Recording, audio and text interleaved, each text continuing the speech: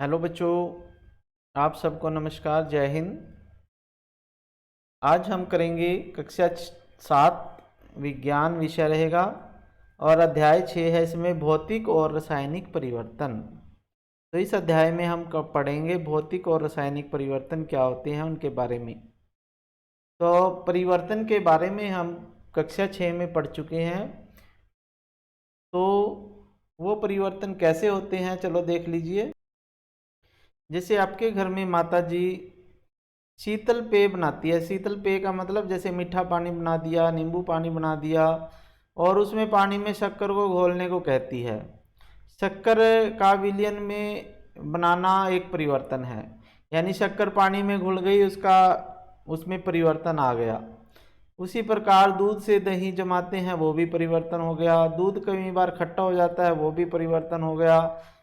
तो खींचा हुआ रबड़ बैंड, यानी जो रबड़ होती है जब उसको खींच लेते हैं उसका आकार कुछ और होता है और जब उसको छोड़ते हैं तो कुछ और हो जाता है। तो ये सभी क्या हैं? परिवर्तन हैं जो हम प्रकृति में अपने आसपास देखते हैं।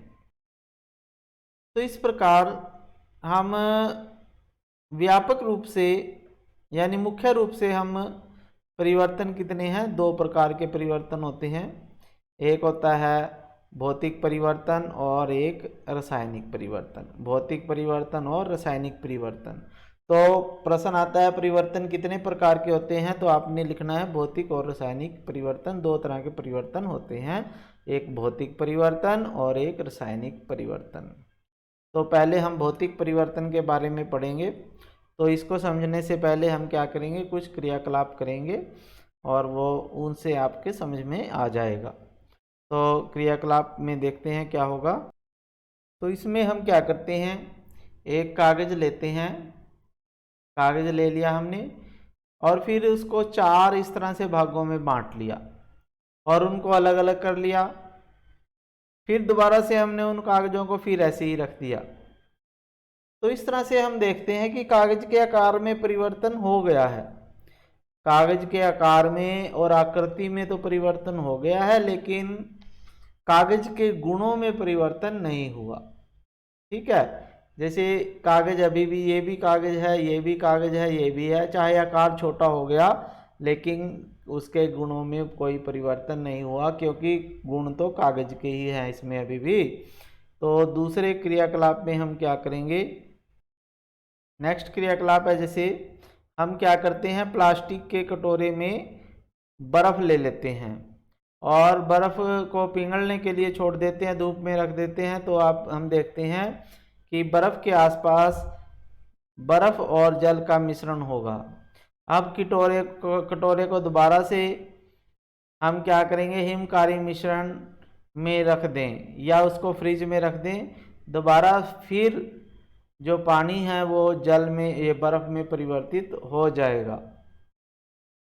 अगले क्रियाकलाप में हम क्या कर सकते हैं, हम किसी बर्तन में पानी लेते हैं, जल को उबालते हैं, तो जल की इस तरह से भाप निकलती है, दिखाई देती है, और उबलते हुए जल से कुछ दूरी पर भाप के ऊपर किसी बर्तन का ढक्कन लगा देते हैं उल्टा करके, और बर्तन की भीतरी सतह, तो इस प्रकार जो भाप है, अगर हम उसके ऊपर कोई बर्तन का ढक्कन रखें तो भाप दोबारा फिर पानी में परिवर्तित हो जाता है। इसी प्रकार हम अगले क्रियाकलाप में देखते हैं, कोई लोहे की आरी का ब्लेड होगा, लोहे का कोई टुकड़ा हो, उसको हम एक सिरे को आग में रख देते हैं या गैस स्टोव की ज्वाला के ऊपर रख देते हैं और कुछ मिनट प्रतीक्षा करते हैं। तो जो अगला भाग है उसके रंग में परिवर्तन आ जाता है, यानी वो वो लाल रंग का हो जाता है जब लोहा गर्म करते हैं हम। तो इस तरह से उसके रंग में परिवर्तन आ जाता है। तो इस प्रकार हमने देखा कि किसी क्रियाकलाप में जो है पदार्थ के आकार में परिवर्तन हुआ, कहीं उसके अमाप या साइज में परिवर्तन हुआ, जैसे हमने कागज को काट दिया था, उसके छोटे टुकड़े बना लिए थे, तो उसके अमाप में यानी साइज में परिवर्तन हो गया। कहीं उसके रंग में परिवर्तन होता है, जैसे हमने लोहे को गर्म किया आग के ऊपर तो वो लाल हो गया, और कहीं उसकी अवस्था में परिवर्तन हो गया। अवस्था में जैसे हमने बर्फ़ को पानी में बनाया या पानी को भाप में बदला तो उसकी अवस्था में परिवर्तन आ गया। तो ये सभी जो है उसके भौतिक गुण कहलाते हैं। पदार्थ के जो आकार है, माप है, रंग है, अवस्था है, ये सभी जो है भौतिक गुण कहलाते हैं। और जब इनमें कोई परिवर्तन आता है उसे हम भौतिक परिवर्तन कहते हैं। तो भौतिक परिवर्तन क्या होता है? वह परिवर्तन जिसमें किसी पदार्थ के भौतिक गुणों में परिवर्तन हो जाता है उसे भौतिक परिवर्तन कहते हैं। भौतिक परिवर्तन जो है सामान्यतः उत्क्रमणीय होते हैं और ऐसे परिवर्तन में कोई नया पदार्थ नहीं बनता। तो भौतिक गुणों में जब किसी वस्तु के भौतिक गुणों में परिवर्तन आ जाता है तो उसे हम भौतिक परिवर्तन कहते हैं। और भौतिक परिवर्तन में कोई भी नया पदार्थ नहीं बनता। और भौतिक परिवर्तन जो है, अधिकतर भौतिक परिवर्तन जो है उत्क्रमणीय हो सकते हैं, यानी उनसे हम विपरीत दिशा में जा सकते हैं। जैसे पानी से बर्फ़ बनी तो बर्फ़ से हम पानी बना सकते हैं। ठीक है, तो काफ़ी सारे परिवर्तन है। जैसे लोहे को हमने गर्म किया तो उसको दोबारा फिर ठंडा करके वैसा ही लोहा हमें मिल जाता है। तो ये सभी उत्क्रमणीय परिवर्तन होते हैं। तो भौतिक गुण जो हैं वो उत्क्रमणीय हो सकते हैं लेकिन सभी नहीं होते। ठीक है, तो आगे देखते हैं। आगे दूसरा परिवर्तन होता है रासायनिक परिवर्तन। कौन सा परिवर्तन? रासायनिक परिवर्तन। तो रासायनिक परिवर्तन क्या होते हैं तो वो देख लेते हैं हम। रासायनिक परिवर्तन क्या होते हैं? जैसे हम देखते हैं कि लोहे को जंग लगना एक ऐसा परिवर्तन है जिसमें आप भली भांति परिचित हैं। यदि आप लोहे के कुछ टुकड़ों कुछ दिन के लिए खुले में छोड़ दें तो उस पर भूरे रंग का पदार्थ की परत आ जाती है और यह पदार्थ जो है जंग कहलाता है। और यह प्रक्रम जंग लगना कहलाता है। तो जंग किसे कहते हैं प्रश्न आता है तो आपने बोलना लोहे के ऊपर एक भूरे रंग की परत आ जाती है जिसे हम जंग कहते हैं और इस प्रक्रम को जंग लगना कहलाता है। तो जैसे आप इस चित्र में देख रहे हैं, ये काफ़ी सामान पड़ा है, लोहे का सामान खुले में पड़ा है। तो ये काफ़ी दिन हो गए होंगे इनको बाहर पड़े हुए, इसलिए इन सब के ऊपर एक भूरे रंग की परत अपने आप आ गई है। तो इसे हम जंग लगना कहते हैं, जंग कहते हैं। ठीक है, तो जो इनके ऊपर भूरे रंग की परत है लोहे के ऊपर उसे हम जंग कहते हैं और ये धीरे धीरे इनको कमज़ोर करता जाता है जंग। ठीक है, तो आगे चलते हैं। तो जैसे हमारे पास घर में रखी कुल्हाड़ी, हथौड़ा आदि वायु में कुछ दिनों के लिए खुला रख दें तो उस पर जंग लग जाती है।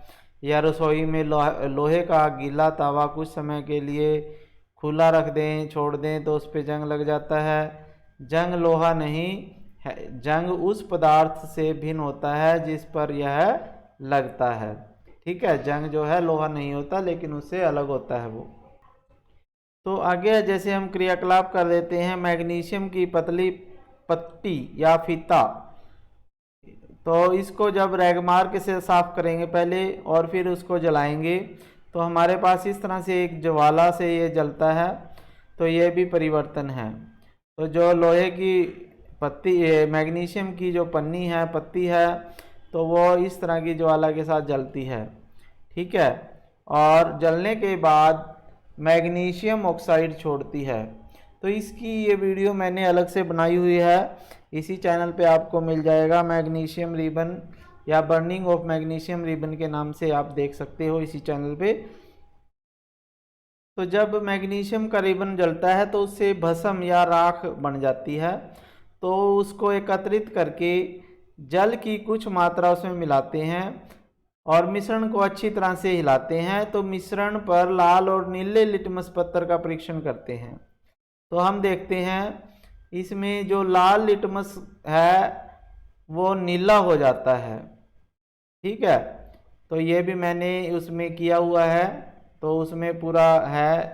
तो इससे हमें पता लग जाता है कि जो भस्म है वो जो नया पदार्थ बनता है वो मैग्नीशियम ऑक्साइड होता है और वो क्षारीय प्रकृति का होता है।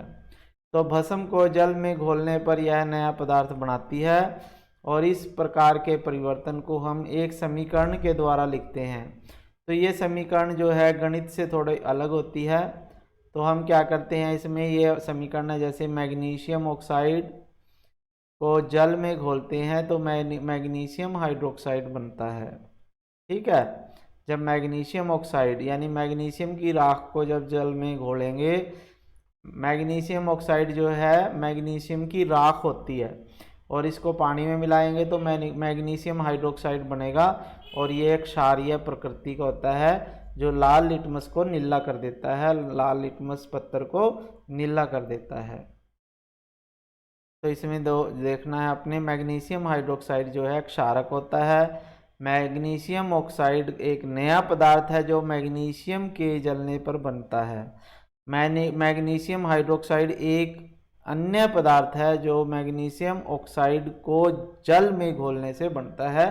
तो इस प्रकार हमारे पास नए नए पदार्थ बन रहे हैं, उनके सभी के गुण अलग अलग हैं। यानी मैग्नीशियम के गुण अलग थे, फिर मैग्नीशियम ऑक्साइड के अलग हो गए जो उसकी राख बनी थी, फिर उसको पानी में घोला मैग्नीशियम हाइड्रोक्साइड, उसके गुण अलग हैं। अब आगे जो क्रियाकलाप है इसमें हम करेंगे कि एक कांच की कटोरी लेंगे, उसमें हम आधा कप पानी लेकर उसमें 1 चम्मच कॉपर सल्फेट या नीला थोथा डालेंगे, घोल देंगे। अब इस विलयन में तनु सल्फ्यूरिक अम्ल की कुछ बूंदें मिलाएंगे तो नीले रंग का विलयन मिल जाएगा आपको। तो कैसा विलयन मिल जाएगा? नीले रंग का। तो हमें नीले रंग का विलयन मिल जाएगा।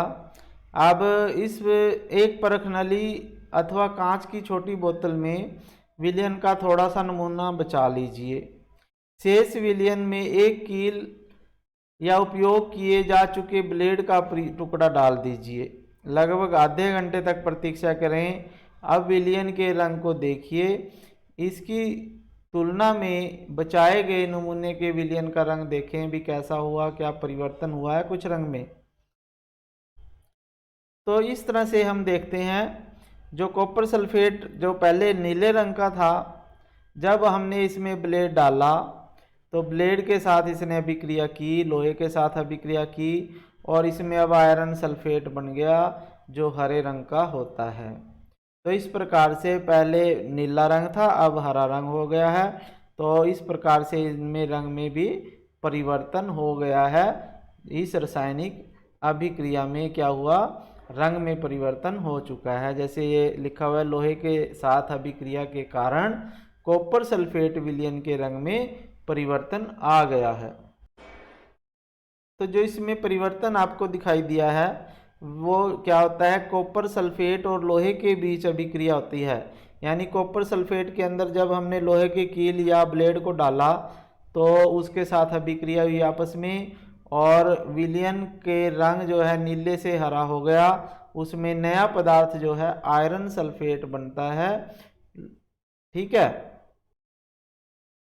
तो इसमें आयरन सल्फेट बनने के कारण जो है इसका रंग हरा हुआ और लोहे की कील या जो ब्लेड है वो भूरा रंग आ गया, क्योंकि उसके ऊपर कॉपर की परत चढ़ गई, तांबे की परत चढ़ गई, जिसके कारण जो कील है या लोहा है उसका रंग भूरा हो जाता है।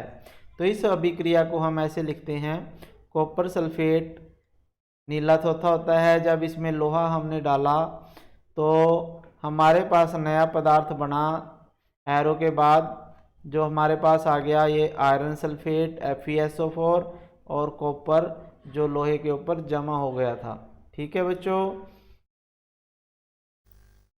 अब हमारे पास जो अगला क्रियाकलाप है इसमें हम क्या करते हैं, एक परख नली लेते हैं, उसमें सिरका ले लेते हैं और उसमें 1 चुटकी खाने का सोडा जो मीठा सोडा होता है वो डाल लेते हैं।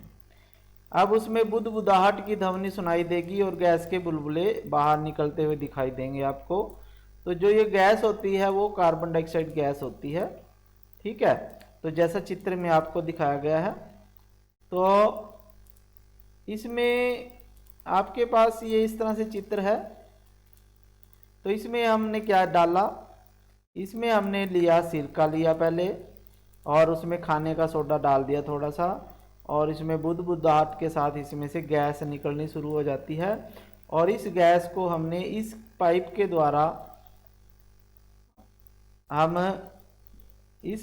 द्वारा हम इस दूसरी टेस्ट ट्यूब में ले जाएंगे इसको। और दूसरी टेस्ट ट्यूब में हमने क्या लिया हुआ है, इसमें हमने लिया हुआ है चूने का पानी। चूने का पानी इसमें लिया है हमने इस वाली में। तो जब हमने इस गैस को इसमें से गुजारते हैं तो इसका रंग दूधिया हो जाता है, दूध के जैसा हो जाता है, बिल्कुल वाइट। तो इस प्रकार से ये जो है कॉपर सल्फेट बनता है।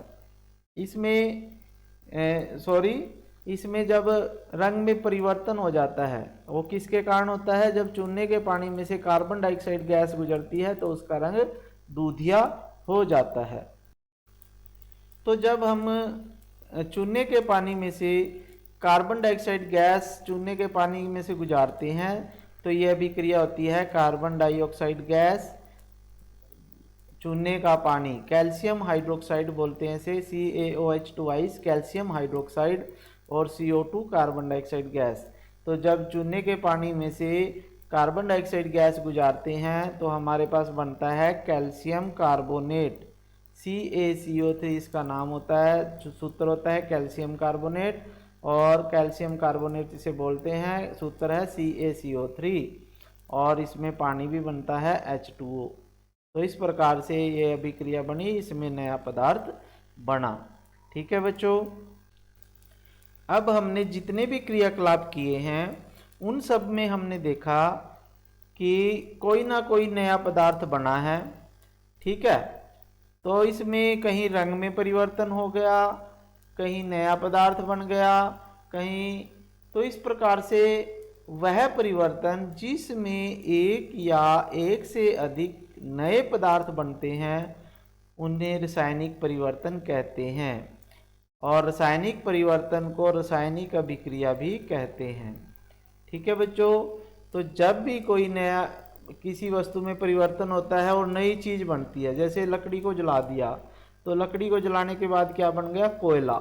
अब लकड़ी के जो गुण हैं वो कोयले के गुण नहीं हैं, अलग गुण हैं दोनों के, तो उसमें कोयला जो है नई चीज़ बनी है, तो वो भी रासायनिक परिवर्तन होगा।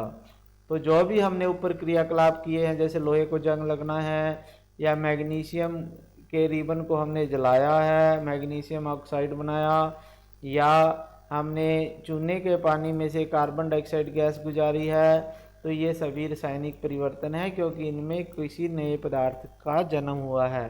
तो ऐसे ये आपने इसमें परिभाषा में लिखना है, ऐसे परिवर्तन जिनमें एक से अधिक नए पदार्थ बनते हैं उन्हें रासायनिक परिवर्तन कहते हैं। और रासायनिक परिवर्तन को हम रासायनिक अभिक्रिया भी कहते हैं। तो बच्चों, अगर आपको ये वीडियो अच्छी लग रही है, समझ में आ रहे हैं, तो आप इसे लाइक कर दीजिए, चैनल को सब्सक्राइब कर लीजिए यदि नहीं किया, घंटी के बटन को दबाइए ताकि सभी वीडियो आपके पास सबसे पहले पहुंचे, और अपने दोस्तों को इसे शेयर भी करना है ताकि वो भी इसका फ़ायदा उठा सकें। तो इसको आगे देखता हूँ। हमने देखा कि रासायनिक परिवर्तन में एक या एक से अधिक नए पदार्थ बनते हैं, नए उत्पाद बनते हैं। तो रासायनिक परिवर्तन में निम्न घटनाएं हो सकती हैं।